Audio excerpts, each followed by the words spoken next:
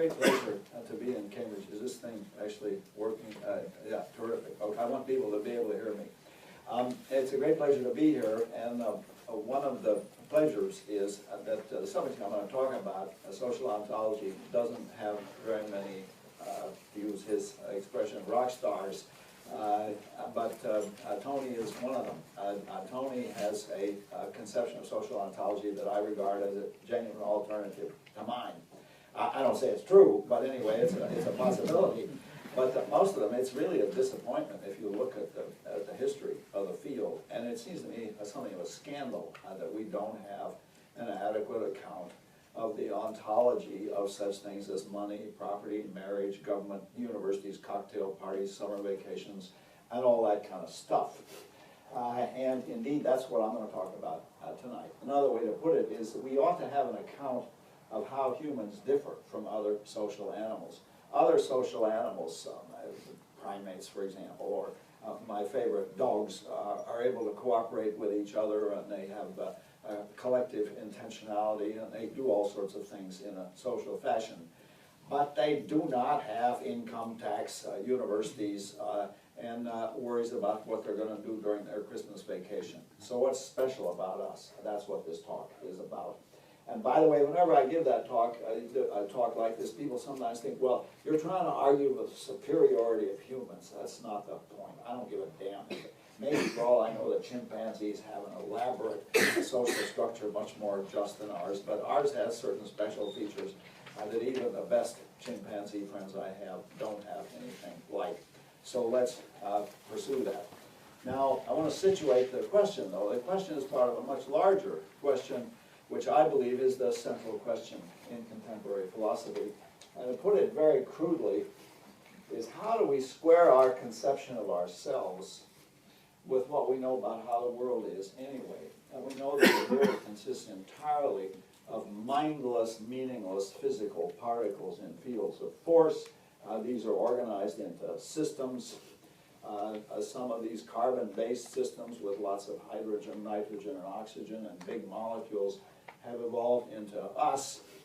But essentially, the conception of the world that we get from the more basic natural sciences is that it consists of entities that are mindless and meaningless. We think of ourselves, on the other hand, as conscious, rational, ethical, aesthetic, social, political, sometimes even perhaps as having free will. We think we have all these special features. And the question that I think is the central question in contemporary philosophy, that I've been doing this for 30 years before I realized this was what I was doing. The central question is, how do we fit in? How do we make our self-conception consistent with what we know about how the world is anyway, how the world is in fact? And maybe we can't. Maybe we'll have to give up on things like free will. But in general, I'd like to show how not only our self-conception is consistent with physics and chemistry, but in fact, if you understand physics and chemistry correctly, you'll see that we are a natural consequence of much more fundamental physical processes. That is, if you've got protons and electrons, it's more or less inevitable that you'll get protons and electrons. It's more or less inevitable that you'll get presidents and electoral colleges and all the rest. So it's not enough to show that our human reality is consistent with the periodic table, but it's a natural consequence of certain operations. Now, of course, to go through the whole project would take more than the time I have for this, so I'm going to skip over certain crucial phases. I'm going to assume that we take atomic physics and evolutionary biology for granted, that we assume that beasts more or less like ourselves are the product of long periods of evolution. And I'm going to assume that in the evolutionary processes, I'm assuming an awful lot that we don't understand. We assume that life began. We know it did begin. We don't know how it began or where it began. That's something of a scandal. I'm going to assume that the evolution of plants and animals eventually produced animals with complex nervous systems like ours, where the neuron is a big deal. I don't know if it's the right functional unit in neurobiology, but certainly the standard textbook account presents it as essential for what the material I'll be talking about. So I'm going to assume that we understand that life began, that it evolved, and that eventually consciousness began. And it's, again, a major scandal that we don't know to this day how the brain produces consciousness. We know that it does, but we don't know exactly how it works. But I'm going to assume all of that. Then given all of that, how do we get an account of social and institutional reality? How do we get an account of our specific human reality, which I will call human civilization, to distinguish from other social animals? Now you might think, well, why is that such a big deal? I mean, why haven't people solved this problem a long time ago? We have two historical obstacles which pretend to be in opposition to each other, but both of which have been intellectual disasters. The first is the tradition of God, the soul, and immortality that says consciousness is not a part of the ordinary physical world along with everything else. It's very special. Opposed to that, we have the tradition of scientific materialism that says consciousness is not a part of the ordinary physical world. Maybe it doesn't exist at all, maybe it's just an illusion, but in any case, it's not a part of the ordinary physical world. Now, in order to develop an account of social ontology, I'm going to skip over rival accounts. I think, without exception, they are hopelessly inadequate. I mean, really smart guys like Durkheim and Weber and Simmel and Schutz really did not have the apparatus. They didn't have the philosophical developments that I'm going to rely on that enable us to give an account of social ontology that I think is superior to theirs. But there are a couple of fundamental distinctions I need to make before I'm often running with a theory. First of all, in our culture, the distinction between objectivity and subjectivity is kind of a big deal, but there's a systematic ambiguity in the notions of objectivity and subjectivity, which has done a lot of harm. Objective and subject are systematically ambiguous between an epistemic sense, where epistemic means having to do with knowledge, and an ontological sense, where ontological means having to do with existence. In the epistemic sense, objectivity and subjectivity are about types of claims. So if I say that Rembrandt was born in 1606, I don't know if that's true, but it's an objective matter of fact. It's not a matter of opinion, it's epistemically objective. Whereas if I say Rembrandt's the greatest Dutch painter that ever lived, well, that, as they say, is a matter of opinion. That's epistemically subjective. Okay, but now underlying that distinction is a distinction in modes of existence. Some things have a mode of existence which depend on being experienced by human or animal subjects. Pains and tickles and itches all exist only as experienced by human or animal. They are ontologically subjective. But mountains, molecules, and tectonic plates have modes of existence which do not depend on being experienced. They are ontologically objective.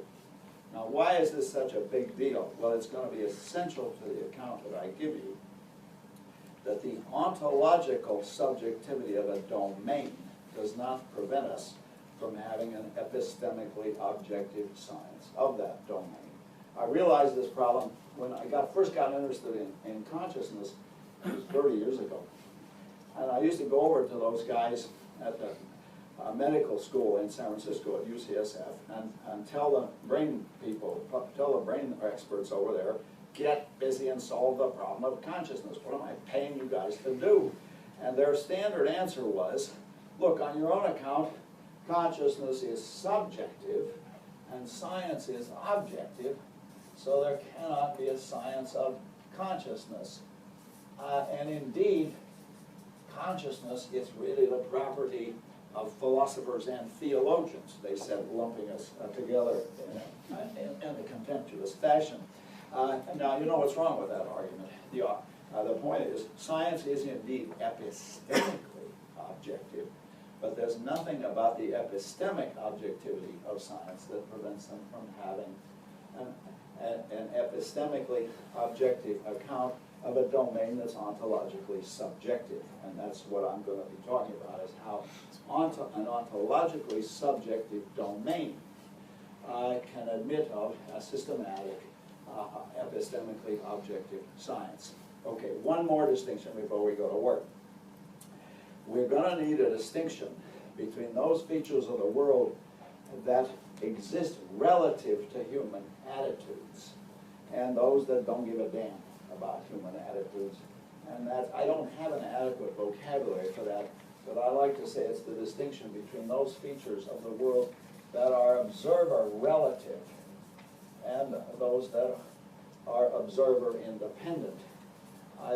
I'm unhappy with this vocabulary because to anthropologists, observer always suggests an outside observer, and I don't mean that. I mean, it's roughly speaking intentionality relative. So I carry around these sorted bits of paper in my wallet, and their existence as money is observer relative.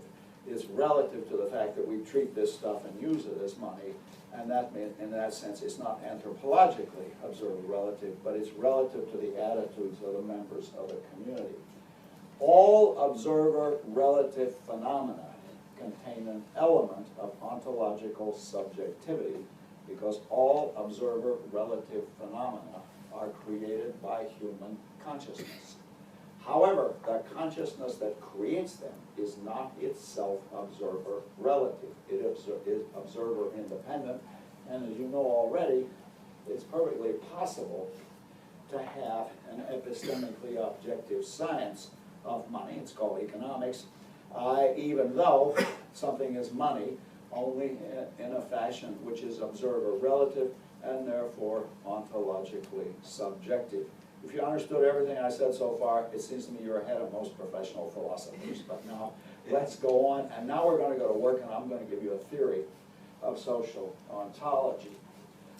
Now, the way I'm going to do it is this. I'm going to tell you what I first thought was the right way to do it, and then I'm going to show you how I was embarrassed to discover there was a tremendous hole in the theory. Ha! But we're going to fix up the hole. Okay, here we go. Here are these beasts running around, and they're, so to speak, running around the woods, and they don't have a social ontology. They don't have money and property and marriage and government, but they do have pair bonding, and they live in their happy caves, or whatever your fantasy is about the prehistoric life of human beings. What do they have to get social ontology? Well, the first thing they've got to have is a capacity for cooperation. And just to introduce a piece of jargon, as I'll say, they have to have collective intentionality. And intentionality is one of these dreadful words that everybody thinks it must have something to do with intending, but it just means the directedness of the mind. Intending, in the sense in which I intend to go to the movies, is one type of intentionality, along with hoping and fearing and desiring and all the rest. The reason for this mistake, the reason for intentionality, is we got it, like many philosophical confusions, we got it from the Germans. And in German, intentionalität does not sound like Absicht. So the Germans are not likely to make the mistake of my students. But in any way, you have to have collective intentionality. Now, a second thing you have to have, and this is not peculiar to human beings, several species have this, you have to have the assignment of function. You have to be able to assign functions to objects. And I mean, my pockets are full of objects which have assigned functions, each more sorted than the last. But here are two objects with assigned functions, and by now you will be aware the assignment of function is always observer relative, and therefore contains an element of ontological subjectivity. We're blinded to that fact that many functions in biology are discovered. It's an epistemically objective discovery, not made till the 17th century, that the function of the heart is to pump blood. But all the same, functions are assigned or observer relative because you can discover that the function of the heart is to pump blood only given an axiology, only given a set of values. We value life and survival, so we can say the function of the heart is to pump blood because it facilitates life and survival. If we value death and extinction above all, then hearts would be dysfunctional. Okay, so that's the first idea we've got, is that collective and intentionality can assign functions where the functions are observer relative.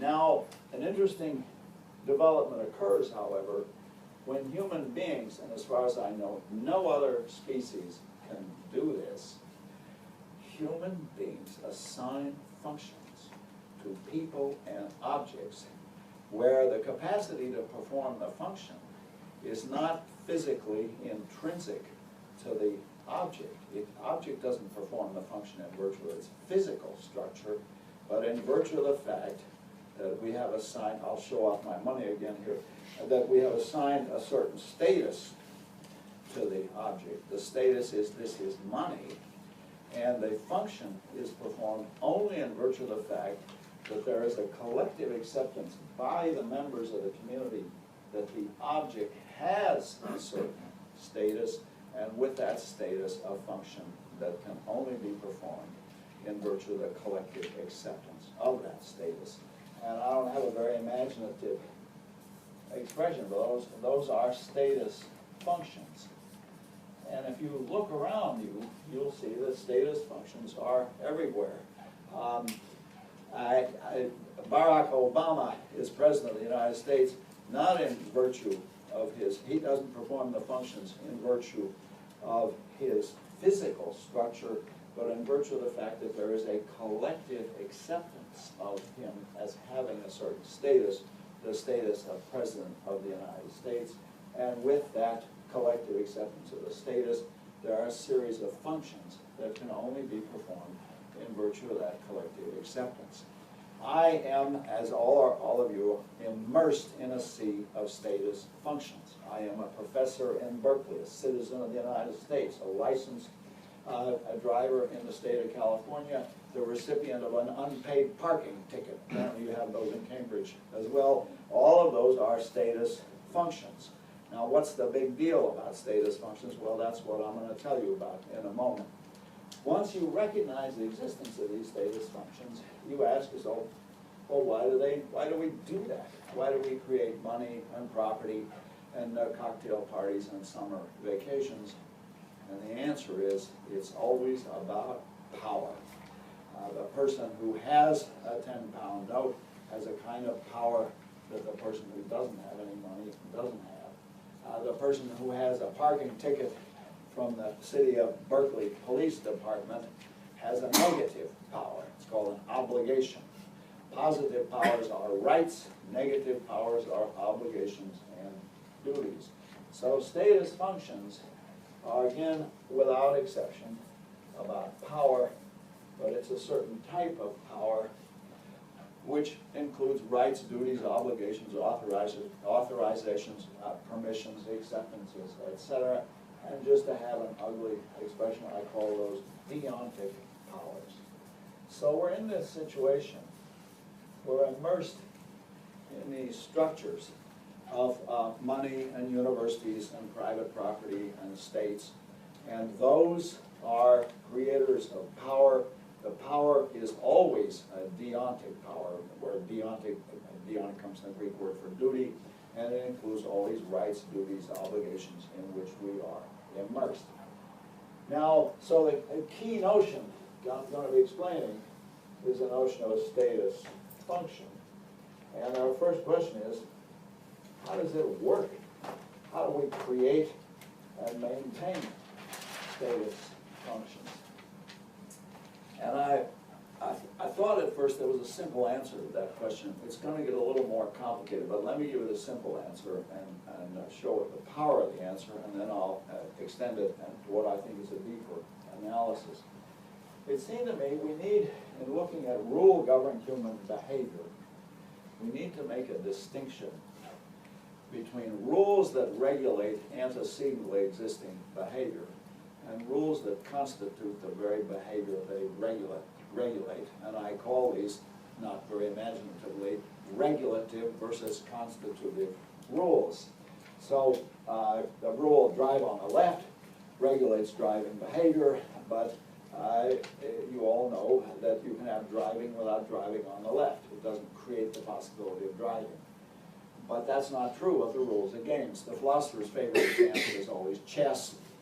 And in the case of chess, the rules don't just regulate the behavior of the movements of the pieces, for example, but playing chess constitutes acting, is constituted by acting in accordance with at least a large subset of the rules of chess. It was not the case that a bunch of guys were pushing bits of wood around on boards, and some guy said, fellas, we gotta get some rules because you keep banging into my knight with your bishop. You know, that's not how it worked. The rules of chess are constitutive rules. And it seemed to me that the constitutive rules had a peculiar structure. I discovered this working on the philosophy of language. They had a peculiar structure which I thought, and to some extent I think this is still true, the structure is the secret of explaining status functions and therefore the secret of explaining human civilization. The structure is X counts as Y. We count something as having a certain status which it doesn't have intrinsically. X counts as Y, typically in context C. So that piece of paper I showed you counts as a 10-pound note inside the United Kingdom. By the way, I hate the change in the terminology. When I grew up in Oxford, the word England meant England. That is to say, England, Scotland, Wales, Northern Ireland, the Hebrides, the Outer Scillies, and all sorts of other useful things. Now, what has happened? England, well, I don't want to get off on that. We'll come, that's a status function. Anyway, in England, as I mean it, this piece of paper I showed you counts as a 10-pound note. It counts as valid currency. Okay, now the thesis I advanced, and I want now to explain it and then modify it a little bit, is essentially that all status functions are explained by the application of this rule. Such and such counts as a legal knight move. Such and such counts as white being in check. Such and such a kind of check counts as checkmate.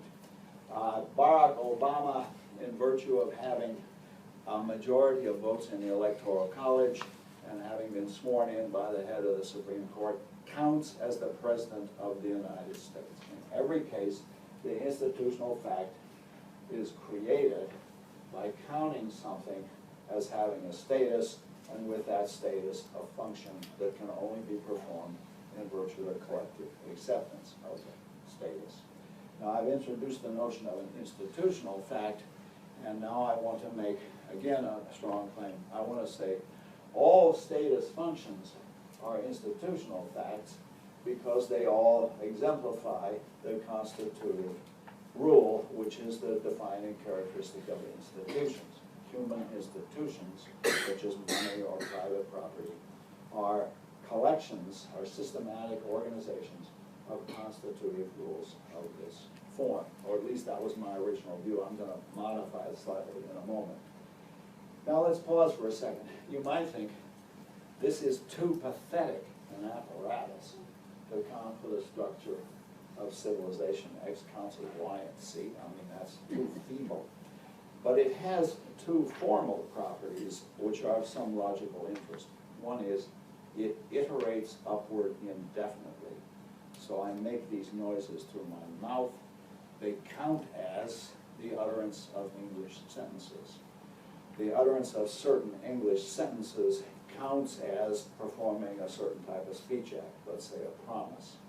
And certain sorts of promises count as legally binding contracts. So you have X1 counts as Y1, but Y1 equals X2, and that counts as Y2 and you keep going. The noises count as sentences, the sentences count as a promise, the promise counts as a legally binding contract, and now you get interesting contracts where you get a blossoming of the status function. So certain kinds of promise counts as getting married in the state of California. And in the state of California, when you get married, all hell breaks loose from an institutional point of view, because you're entitled to spousal benefits, income tax deductions, even males now get pregnancy leave. I had one friend of mine who had a difficult pregnancy and had to stop teaching for a while. So you get an iteration of the status functions, and this gives you complex powers. Another formal feature of the system is that you never have just institutional facts like this is money, or I'm married, or this is my property, but rather you have institutional facts that interlock with other institutional facts. So I don't just have money, I have money in my bank account at the Bank of America in Berkeley, California, and it's put there by my employers, the regents of the university, and I use it to pay my state and federal income tax and my credit card debts.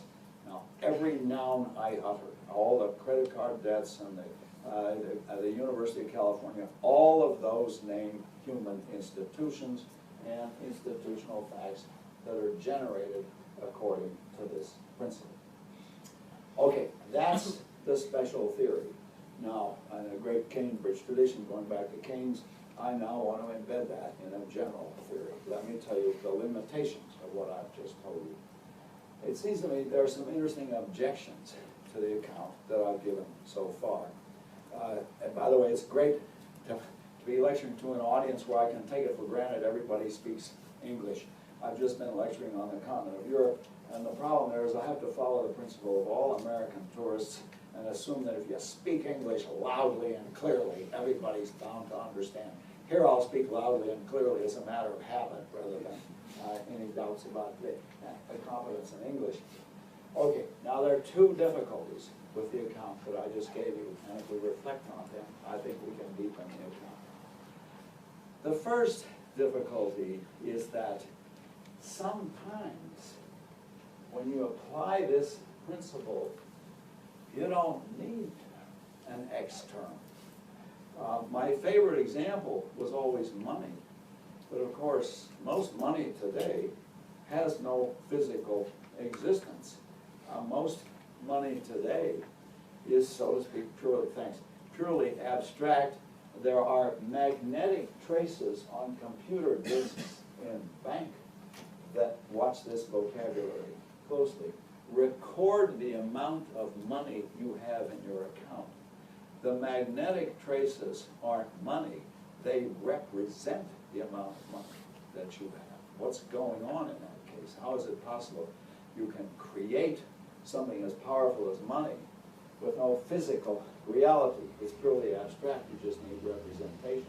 Imagine a society where debit cards are universal and all transactions are done without currency, just by shifting the amount of money from my account into the amount in your account. Then money would have no physical reality in that culture. And indeed, if you think about it, corporations are another beautiful example of this. Again, it's a part of the human ingenuity to create status functions that are immensely powerful but have no physical reality. The Apple Corporation owns property, but the corporation itself is not a piece of property. The corporation is purely abstract. And I looked this up. Google is a wonderful research tool, and it turns out we could make a California corporation out of the people in this room. It's hardly worth doing. It costs $10,000 to do it, but all it says is you have to perform a certain speech act. You have to, as they say, file articles of incorporation and pay a fee of $10,000, whatever it is, and we are a corporation. And the corporation can be created quite arbitrarily out of nothing. You have what Barry Smith calls freestanding Y terms, where the Y just stands there. What's going on in those cases? So that's an objection to my account. A second objection is this. Sometimes you don't need an institution in order to create an institutional fact. A bunch of kids playing softball together can just decide to treat one of them as the captain of the team. They don't have to have an institutional structure of pre-existing constituted rules. And that led me to think, well, what sort of a speech act is it to say that X counts as Y in C? It's an obvious question. I don't know why it didn't occur to me earlier. If that's a representation, you represent X, the object, as having a certain status, Y, in a context C, what kind of a speech act is that? Well, that leads me to what I want to call a much more general theory, and I think a much more powerful theory. And I'm going to skip over a whole theory of speech acts here and just tell you, as it were, the results. There are a limited number of things you can do with language. You can tell people how things are. I call those assertives. And that includes statements, assertions, explanations, descriptions, characterizations, hypotheses, etc. Those have a feature that they represent how things are in the world. They have what I call the word-to-world direction of fit, and it's characteristic of speech acts with that direction of fit that they can be true or false. Two other categories are directives, and that includes orders, commands, requests, and they have the uphill or a word-to-word direction of fit. The world is supposed to change to match the words, and they can't be true or false. They can be obeyed or disobeyed. A third class are commissives, and they have the upward direction of fit, and their aim is to commit the speaker to doing something. The philosopher's favorite is promise. Promise creates an obligation, and the obligation, the point of the creating the obligation is to change reality to match the words. We have the world-to-word direction of fit. Again, promises can't be true or false. There's a fourth class where you don't really give a damn about the fit, you take it for granted, and those are apologies, thanks, congratulations, condolences, where you're just expressing your feelings and attitude. I call those expressives. But now there's an amazing class, and typically they don't have a fit. I'll just say they presuppose a fit. Okay, but now there's an amazing class, and that's what we're going to talk about next. Human beings have invented a system of language where they can change reality by representing reality as having been changed.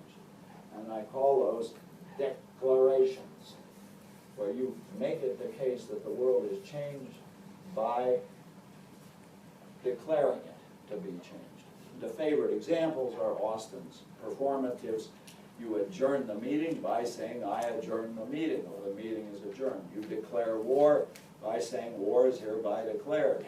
You make somebody husband and wife by saying, I pronounce you husband and wife. You create a marriage. Now, declarations are astounding because they change the world and thus achieve this upward direction of fit. There's the world changes to match the words, but they change the world by representing the world as being changed. They do it with the downward or word-to-world direction of fit. I said the performatives were the favorite examples, but once you look around, declarations are everywhere. My favorite is the inscription. You can tell a lot about people by what they write on their money. And on American money, there's a wonderful sentence on all American money. It says, it's quite solemn. They don't, no one is aware of the preposterousness of this. This note is legal tender for all debts, public and private. Now, we're all epistemologists in this room, and naturally, when we read that, we wonder, how do they know? What's the evidence? Have they done a serious scientific study to discover that this note is indeed legal tender? And the answer, of course, is it's not a factual claim. It's not an assertive they're making it the case by declaration that it's money, that is, that the status function of money is created by representing it as something as money. Now I want to make a strong claim, which is the next strong claim. I said all human civilizations are a matter of status functions, and status functions are institutional facts and carry deontic powers. Now I'm going to make another claim, and it's more fun to make stronger claims because they're easier to refute and they give us more basis in the discussion. All status functions, that is, all institutional facts, are created by representations that have the logical form of declarations, and I will call them status function declarations. Now I have to say they have that logical form because, of course, it needn't be done explicitly. You can make somebody the boss just by treating her as the boss, by representing her in various ways as the boss, as saying things like, well, we can't really decide this question until Sally gets here, or Sally's the right person to make this decision, and all of those representations add up to a declaration that Sally is the boss. So the claim I'm going to be making is this: all status functions, and consequently all institutional facts, are created in their initial existence and maintained in their continued existence by representations that have the form of declarations, and I call those status function declarations. So we get a kind of set of equations that goes institutional facts equals status functions, and status functions created by declaration, and I'll just put that in brackets, and all status functions imply deontic powers, rights, duties, obligations, duties. And why are deontic powers so important for human civilization? They create reasons for action that are independent of your inclination. They create desire-independent reasons for action. And these lock into human rationality. So I'll give you, you live with these every day of your life. But in this case, for example, I promised the guy in Cambridge that I'd give a talk in Cambridge. Now, when I wake up in the morning, I don't think, well, what the hell, let's go back to London and get drunk or something like that. I have a reason for giving a lecture which is independent of my desires, and that's characteristic of human promises. They are a classic case of institutional reality because they create deontic powers. I gave a lecture on this issue in front of a famous group of traditional economists in Chicago, and they don't like this idea of desire independent income. They don't think there could be such a thing. They hold a very traditional view of economics. And I told them, look, here I am in Chicago. Nobody wants to go to Chicago in the middle of the winter, for God's sake. I promised you to do it, so here I am. And they said, no, no, it's only because you know how badly we would think of you if you didn't show up. And I didn't have the heart to tell them, I don't give a damn. You know, I'm talking about, I mean, these are I won't tell you their names, world famous economists and stuff like that. But it was beyond their grasp that there could be reasons for action that were desire independent or non-prudential.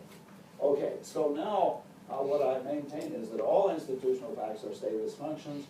They're created by declaration. They carry deonic powers, and they give you desire independent reasons for action. How much time have I got? I got a couple more minutes, okay? And I want to leave plenty of time for questions. All right. But now you'll have noticed an interesting point. If all status functions are created by linguistic representation, then you cannot say linguistic representations are just themselves a class of status functions, because the philosophers will see immediately you've got an infinite regress. If you have to have language to create institutional reality, and language is part of institutional reality, then you'd have to have language to create language, and you get an infinite regress. And I'm going to say something that runs counter to what I wrote in my first book, namely, language is really different from other institutions. It looks on the surface as if they're the same. This piece of paper counts as a valid currency in England, and the sentence, the utterance of the sentence, snow is white, counts as making the statement that snow is white. What's the difference between this utterance counts as making the statement that snow is white, and this piece of paper counts as legally valid currency? And the answer is, in the case of language, all you have to have to create the Speech Act is the semantics, the meaning of the sentence. The meaning of the sentence, snow is white, is sufficient for the master of the English language to use that sentence to make the statement that snow is white. But when it comes to non-linguistic institutional reality, when it comes to making somebody president of the United States, we use the semantics of the language to create power that goes beyond the semantics. So when the guy says, I now pronounce you President of the United States, that's an ordinary English sentence.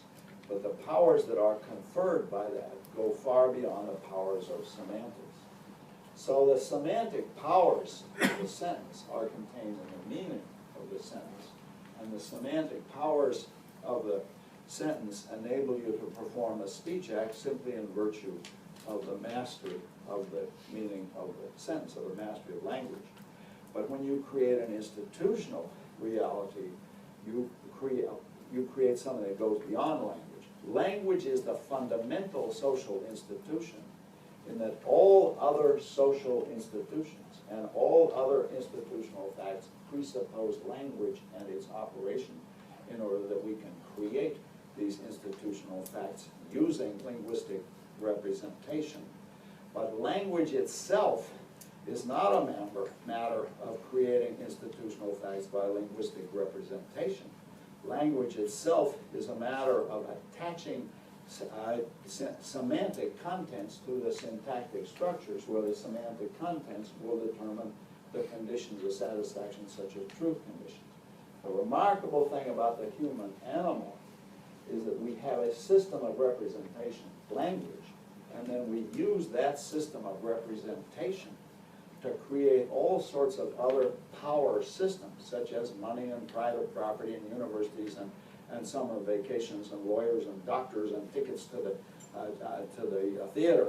We create all of these powers using linguistic representations, but the linguistic representations then create powers that go beyond the semantic powers of the meanings of the sentences.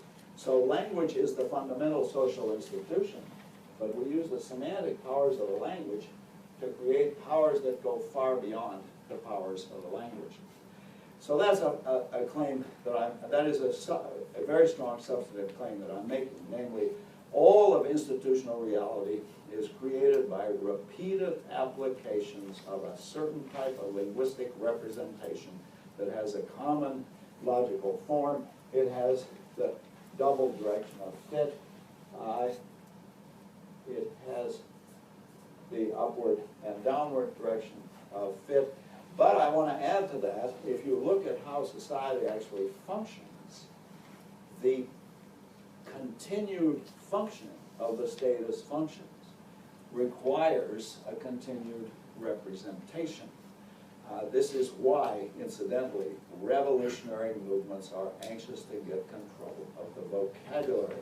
So in revolutionary Russia, they're very anxious to get rid of the traditional forms of address. Everybody has to be addressed as comrade, because that breaks down the traditional status functions carried by the czarist vocabulary. And in the early days of the feminist movement in the United States, they were very anxious to get rid of the use of the terms ladies and gentlemen. They didn't even want those on the doors of the bathrooms, because those marked status functions that they were anxious to get rid of. Watch social change and how important it is to get control of the vocabulary. I don't have time to develop this fully, but I want you to think about it. But another factor is watch how terms become obsolete. You see, there's a term that's very common in older American laws. It's the term spinster. And spinsters have certain legal rights and so on. And I asked my class one day, how many of you are spinsters? And one middle-aged woman had the courage to raise her hand. I thought she ought to get an A in the course. Because what has happened is that the status of being a spinster has just simply become obsolete. And it may be indeed the status of being a bachelor is becoming obsolete. Watch the vocabulary to watch social changes, and you will see the development of the status functions. Okay, I mean, there's a whole lot more to be said, but let me just summarize the main theses of what I'm claiming. All sorts of animals have collective intentionality. They have the capacity to cooperate. Human beings have a very distinctive capacity, and that is the capacity to create power systems by representing those powers to exist, and representing those powers as existing. And I want to remind you, you live in a sea of status functions. You are drivers, husbands, property owners, recipients of fines, members of certain colleges or not members of the college, and each of these is a bearer of deontic powers, of rights, duties, obligations, authorizations, permissions, and so on. By the way, no college ever forgets you. I continue to be dunned by Christ Church. Well, I won't tell you about my correspondence with Christ Church, but in any case, Oxford and Cambridge colleges, they never let you down, but they never forget you either. And the point is, for this thing, that human civilization is created by a specific type of representation. And what I've tried to argue is that it's essential to understanding the structure of human civilization and how we differ from animals, that we apply this form of linguistic representation to create our distinctive characteristics of social ontology.